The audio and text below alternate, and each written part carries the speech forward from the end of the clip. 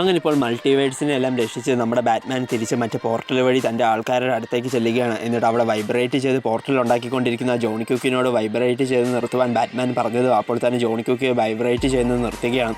പക്ഷേ ഇപ്പോൾ Johnny quake ഒരു വയസ്സനായി മാറി വീണത് കണ്ട് ബാറ്റ്മാനെ ഒഴിച്ച് ബാക്കിയുള്ളവരെല്ലാം ഞെട്ടിപ്പോവുകയാണ്. അപ്പോൾ തന്നെ ജോണി ക്യൂക്ക് താൻ വൈബ്രേറ്റ് ചെയ്ത് മറ്റേ പോർട്ടൽ ക്രിയേറ്റ് ചെയ്താൽ ഞാൻ വയസ്സനായി മരിക്കാറാകുമെന്ന കാര്യം നിനക്കറിയാമായിരുന്നുവെന്നും അതുകൊണ്ടല്ലേ ഫ്ലാഷിനേക്കാൾ വേഗത തനിക്കാണെന്നും പറഞ്ഞ് പോർട്ടൽ ഉണ്ടാക്കുവാനുള്ള ദൗത്യം തനിക്ക് നീ തന്നതെന്ന് ബാറ്റ്മാനോട് ജോണി ക്യൂക്ക് ചോദിച്ചിട്ട് തനിക്ക് നിൻ്റെ ആ ബുദ്ധി ഇഷ്ടപ്പെട്ടുവെന്നും പറഞ്ഞ് വയസ്സനായ ജോണി ക്യൂക്ക് അവിടെ മരിച്ചു പോവുകയാണ്.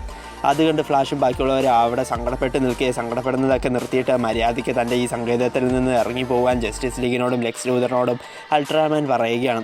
പക്ഷേ പെട്ടെന്ന് ഇപ്പോൾ അങ്ങോട്ടേക്ക് നമ്മുടെ മാർഷ്യൻ മാൻ ഹണ്ടറും പിന്നെ തൻ്റെ മകളായ റോസിനെ ക്രൈം സിൻഡിക്കേറ്റിൻ്റെ കീഴിലുള്ള ആളുകൾ കൊല്ലാൻ നോക്കിയതിൻ്റെ പേരിൽ ക്രൈം സിൻഡിക്കേറ്റിനോടുള്ള പേടിയെല്ലാം മാറ്റി കുറേ ന്യൂക്ലിയർ വെപ്പൺസുമായി നമ്മുടെ പ്രസിഡൻറ്റും പിന്നെ കുറേ പട്ടാളക്കാരും സ്പേസ് സ്യൂട്ടൊക്കെ ഇട്ട് അങ്ങോട്ടേക്ക് വന്ന് ക്രൈം സിൻഡിക്കേറ്റിലെ ആളുകളെ എല്ലാം പിടികൂടുകയാണ്. അങ്ങനെ ക്രൈം സിൻഡിക്കേറ്റിനെ എല്ലാം ജയിലിൽ അടച്ച് ആ ഭൂമിയെ രക്ഷിച്ചതിന് ശേഷം നമ്മുടെ ബാറ്റ്മാനും ബാക്കിയുള്ളവരും തിരിച്ച് തൻ്റെ ഭൂമിയിലേക്ക് പോവുകയാണ്. അങ്ങനെ ഈ കഥ ഇവിടെ അവസാനിക്കുന്നു.